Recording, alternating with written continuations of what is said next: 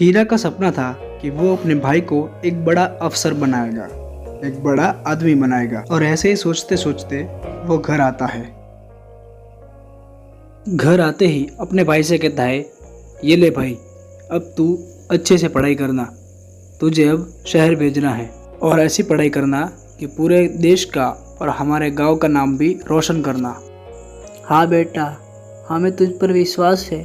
तू पढ़ लिख कर एक बड़ा आदमी बनेगा। माँ और भाई की बात सुनकर वो वहाँ से भाग जाता है। हीरा भी उसे मनाने के लिए उसके पीछे जाता है। ये हम सब तेरे लिए कर रहे हैं और तू है कि कुछ करने को तैयार ही नहीं है। भाई, मुझे पता है आपने ये पैसे कहाँ से लिए हैं। आपने ये पैसे लीलाचंद सेठ से लिए हैं ना।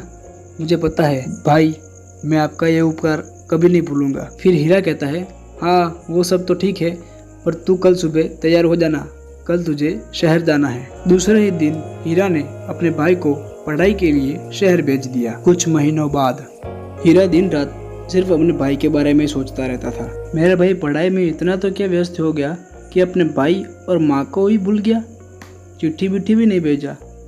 देखता हूँ। फिर हीरा अपने भाई को फ़ोन करता है और कहता है, ओ अफसर साहब, क्या घर की याद नहीं आ रही? हमारी माँ की, किसी की याद नहीं आ रही है? कब आ रहे हो?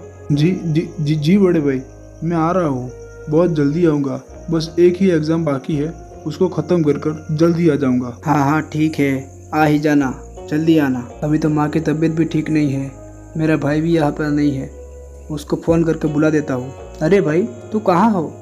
फटाफट घर पे आ जाओ, माँ की तबीयत बहुत ख़राब है, वो तुम्हें हर रोज़ याद करती है। तुम कब आ रहे हो? माँ की तबीयत खराब है तो मैं क्या करूँ? आप हो तो सही वहाँ पे संभालने के लिए। आप संभालो, मैं कुछ दिन में आ रहा हूँ। कुछ दिन बाद लांच के गुनह में हीरा के भाई का नाम आता है।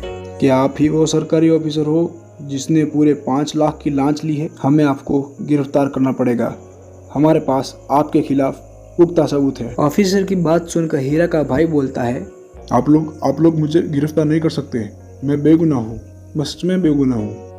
वो सब तो आपको जेल में जाकर ही बताना पड़ेगा, चलो हमारे साथ। वो कहीं नहीं जाएंगे, रुको।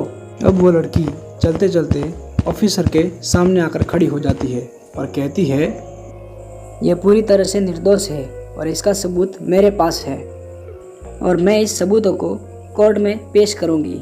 कोर्ट में मिलते हैं। पर आप है कौन, ये तो बताइए। मैं इनकी लॉयर हूँ। इतनी बात सुनते वो ऑफिसर्स वहाँ से निकल जाते हैं। मुझे पता है तुम निर्दोष नहीं हो और तुम ही ने वो 5 लाख रुपए लिए हैं। क्या यह बात सच है? हाँ, ये बात बिल्कुल सच है कि मैंने 5 लाख रुपए लिए हैं। पर तुम कौन हो और ये सब बातें तुम्हें कैसे पता है? मैं नारायण सेठ की लड़की हूँ और हीरा तुम्हारा बड़ा भाई हमारे यहाँ काम करता है और उसी ने मुझे बताया था कि मेरा छोटा भाई सरकारी अफसर है। वो कितने अच्छे हैं और मैं कितना बुरा हूँ।